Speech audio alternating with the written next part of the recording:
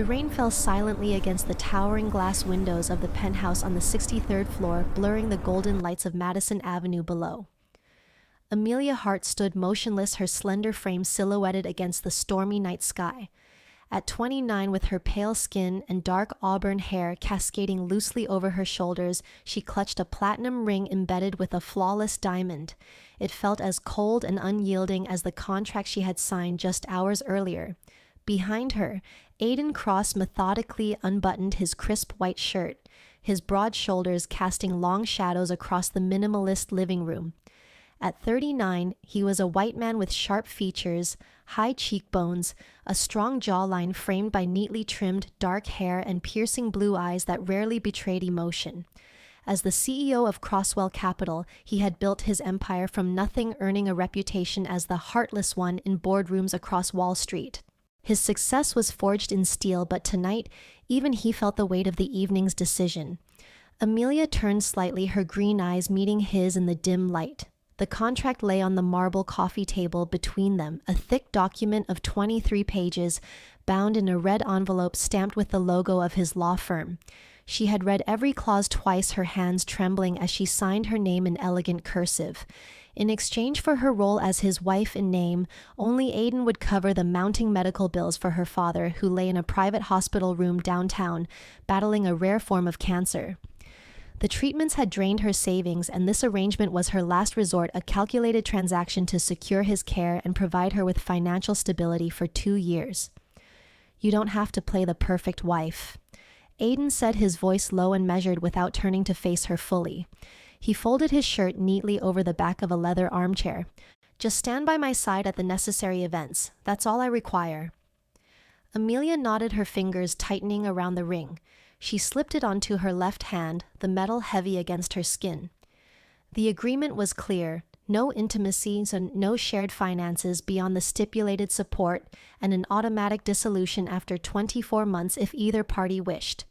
It was a shield for Aiden, protecting his image in a world where appearances mattered more than mergers. But as she watched him pour a glass of scotch from the crystal decanter, she wondered what shields he truly needed. Unbeknownst to her, Aiden had already altered the document in a way she would never suspect. Earlier that evening, after the lawyers had left, he had carefully torn out the final page, a handwritten addendum in his own precise script. It read, "In the event that mutual affection develops, this agreement may be renegotiated without expiration."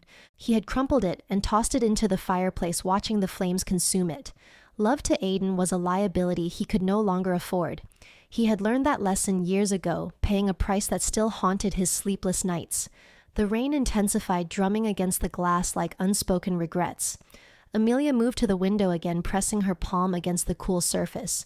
The city below pulsed with life, indifferent to the pack sealed in this sterile heights. Aiden glanced at her back, a flicker of something unnameable crossing his face before he extinguished it.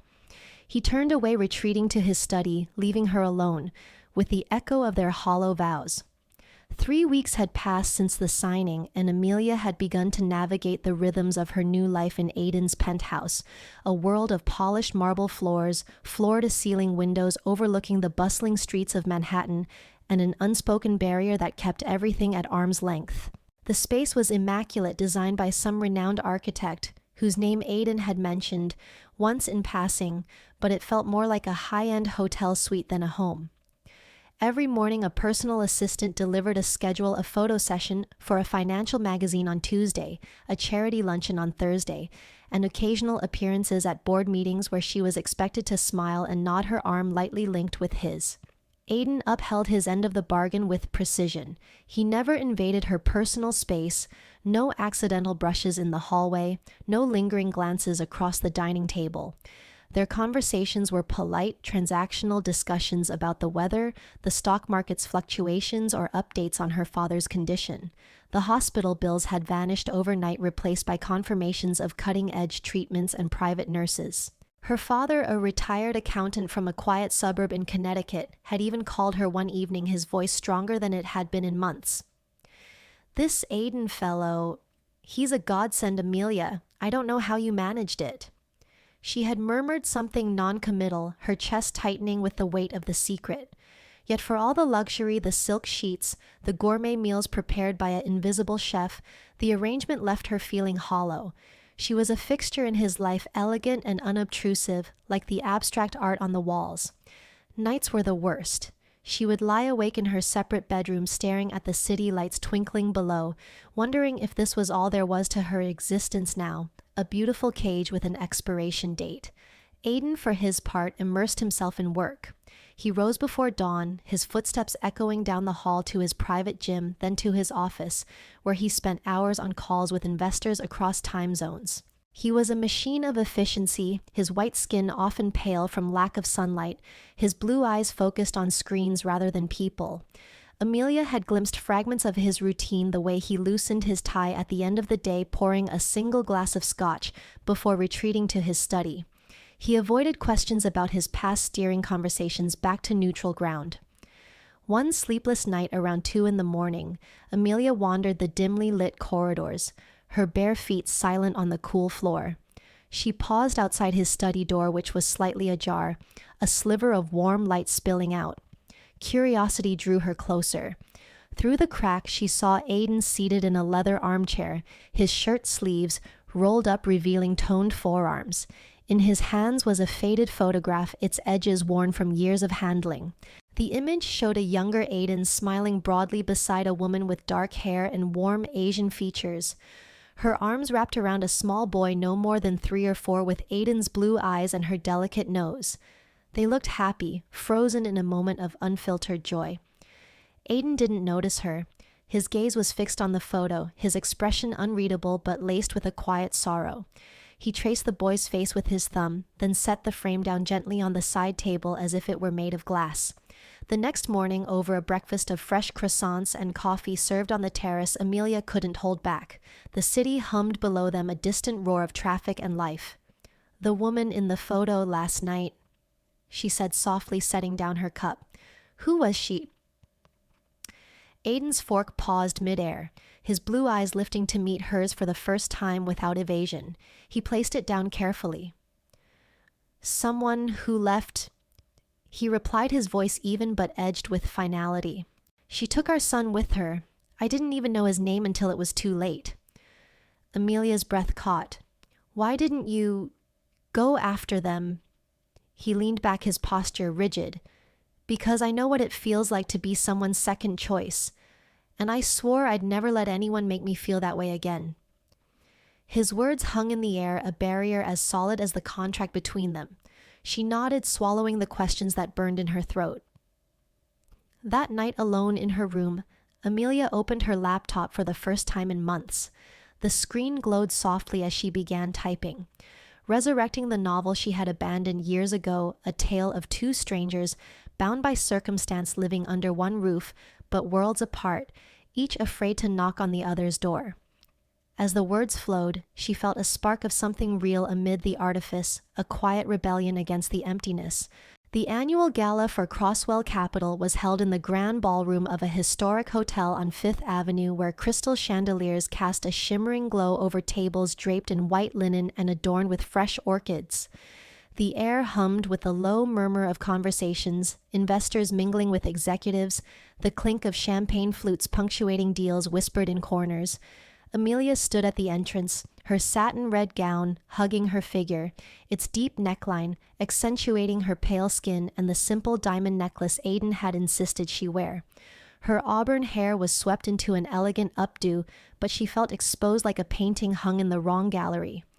Aiden appeared beside her impeccably, dressed in a tailored black tuxedo that emphasized his tall, athletic build. His dark hair was combed back, and his blue eyes scanned the room with practiced detachment. He offered his arm and she took it, their steps synchronized as they entered the fray. To the outside world, they were the picture of poise, a power couple commanding attention. But Amelia felt the distance between them, an invisible chasm that no amount of flashbulbs could bridge. As they circulated, the whispers followed. "Who's she? Never heard of her before." "Must be a strategic match. Croswell needs that family man image." Amelia kept her smile fixed, nodding politely at introductions, but the comments stung like pinpricks. Aiden seemed oblivious, engaging in brisk discussions about market trends and acquisitions, his hand occasionally brushing her elbow in a gesture that felt more obligatory than affectionate. Midway through the evening, as a string quartet played softly in the background, an older woman approached them. Susan Halberd, with her platinum hair styled in a sleek bob and a string of pearls around her neck, exuded the quiet authority of someone who had been in Aiden's life for decades. She was a longtime shareholder and a close friend of his late mother, her sharp gray eyes missing nothing. "Aiden, darling," Susan said, air-kissing his cheeks before turning to Amelia. "And you must be the new Mrs. Cross. I've heard so much, well, not really, but enough to be intrigued." Amelia extended her hand. "It's a pleasure, Mrs. Halberd." "Susan, please." She held Amelia's gaze a moment longer than necessary. "So you're the one who finally got him to settle down. Tell me, how did you manage it?" Aiden cleared his throat. "Susan, not tonight." But Susan waved him off with a laugh. "Oh, come on, I'm just curious. You know, I always thought Aiden would end up with someone like that teacher he was mad about years ago. What was her name? Mia. They were engaged, you know, or as good as. He had the ring ready down on one knee and everything. But she vanished that very night, took off without a word. And poor Aiden, well, he never was the same." Amelia's breath caught her mind flashing to the photograph in his study. The woman with the warm smile, the boy who looked so much like him. "I didn't know," she said, softly glancing at Aiden. His jaw tightened, but he said nothing. Susan leaned in, her voice dropping to a conspiratorial whisper. "I pity him, really. That woman didn't just leave. She took everything, his trust, his heart. And the child, God, the child he never even got to meet properly. I don't think he's let anyone close since. But you seem different. Or at least I hope you are, for his sake." Amelia felt a pang in her chest, not jealousy, but a deep empathy for the man standing rigidly beside her. "I appreciate your concern," she replied, her voice steady. "But I don't need him to trust me right away. I just want him to believe that not everyone leaves." Susan's eyebrows rose, a flicker of approval in her eyes. "Well said, dear. Maybe you are what he needs." She patted Aiden's arm before drifting back into the crowd. The rest of the evening blurred into toasts and handshakes, but Amelia's mind lingered on Susan's words. As they left the gala, the city lights streaking past the tinted windows of the limousine, Aiden remained silent, his fingers drumming lightly on his knee. Then unexpectedly, he directed the driver to pull over at a small bakery on a quiet side street, its windows glowing warmly despite the late hour. "Wait here," he said, stepping out into the cool night air. Minutes later, he returned with a small box tied with ribbon. He handed it to her without ceremony. "Peach tart. I remembered today is your father's birthday." Amelia opened the box, the sweet aroma filling the car. It was her father's favorite, a detail she had mentioned offhand during one of their rare conversations. Tears pricked her eyes as she looked up at him. "Thank you, Aiden. This means more than you know." He nodded, his expression softening for the briefest moment before he turned to gaze out the window. In that instant, Amelia saw beyond the facade. The heartless one was not without a heart. He was simply relearning how to let it beat again. The Friday morning sun filtered through the heavy curtains of the penthouse, casting long shadows across the living room, where Amelia sat with her coffee, scrolling through her tablet. The headline hit her like a punch to the gut: "Billionaire's Marriage Exposed." A 1B contract with no strings or heart. Splashed across the front page of a notorious tabloid was a scanned copy of their marriage contract, every cold clause highlighted in red ink. No requirement for intimacy, no emotional obligations, automatic termination after 24 months.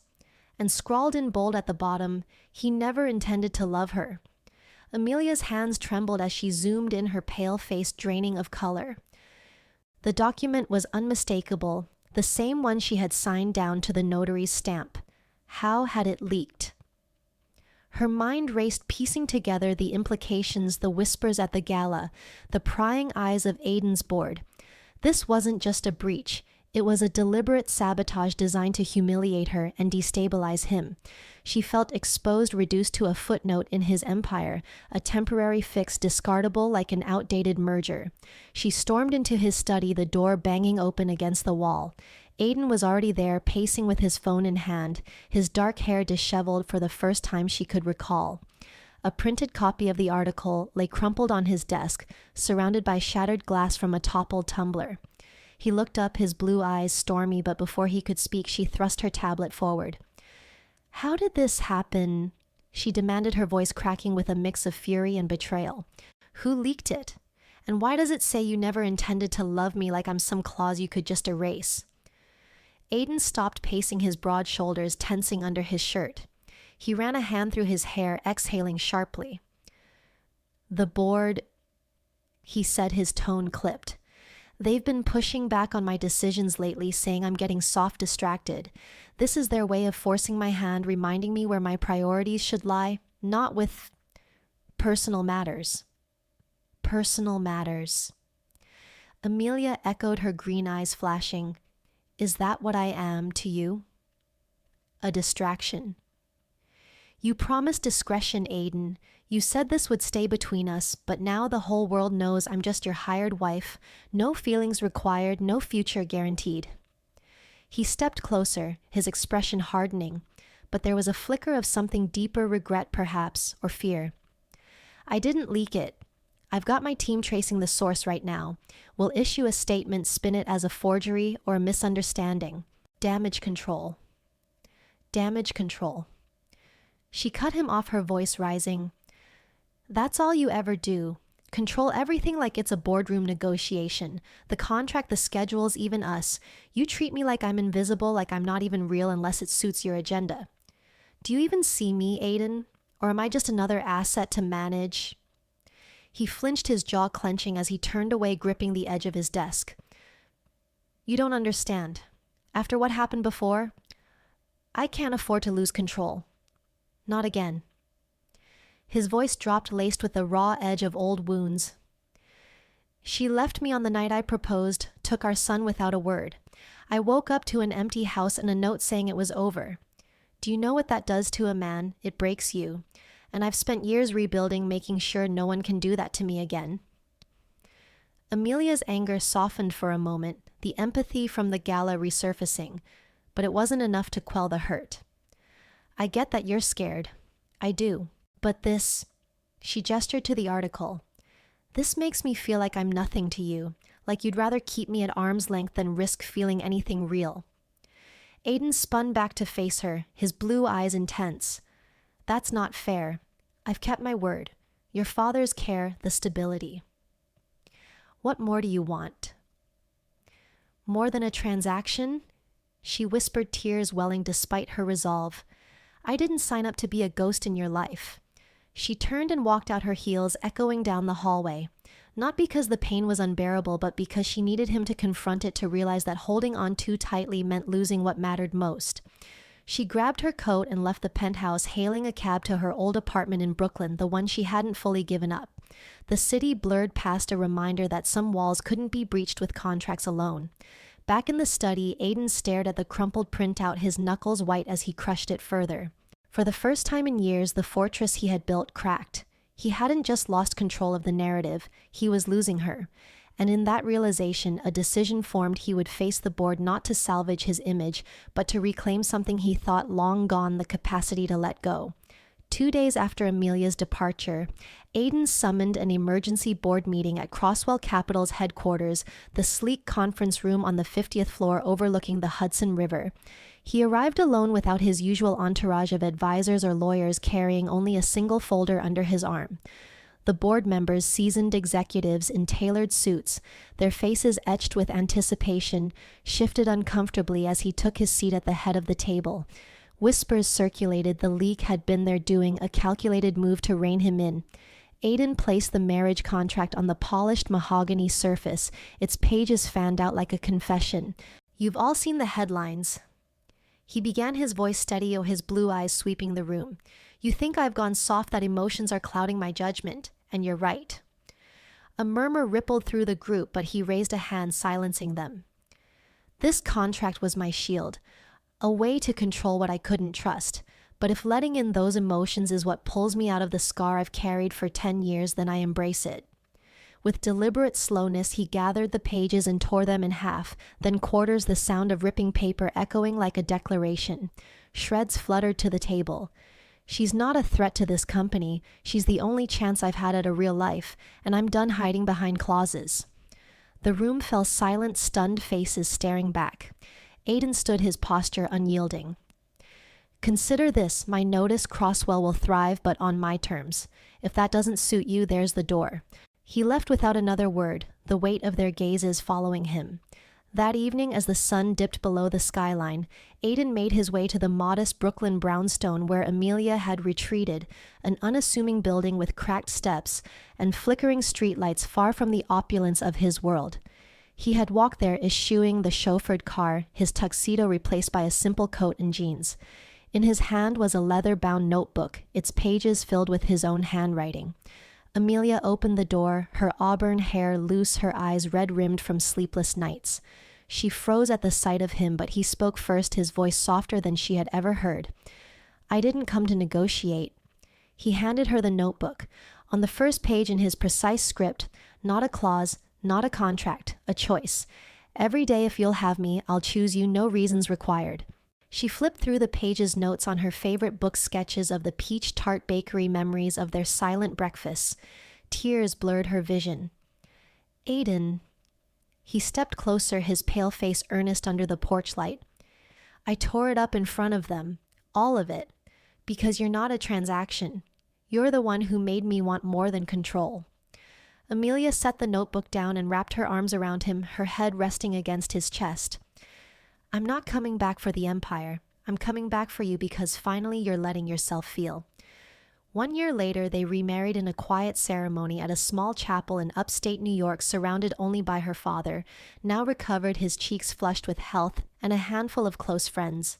No press, no contracts, just vows, whispered under a canopy of autumn leaves. Aiden had stepped back from some board duties, delegating to trusted allies, allowing space for a life beyond spreadsheets. Amelia's novel, inspired by their story, sat on bestseller lists, its pages a testament to quiet rebellions. In the evenings, they walked hand in hand through Central Park, the rain sometimes falling softly around them like a benediction. Aiden had learned to open up, sharing stories of his lost son without the old barriers. Amelia's father visited often, the peach tarts a staple at their table. Love, they discovered, wasn't a condition to be managed, it was a daily choice freely given. As they stood together under a New York downpour, umbrellas forgotten, the city washed clean around them, symbolizing the healing that had begun.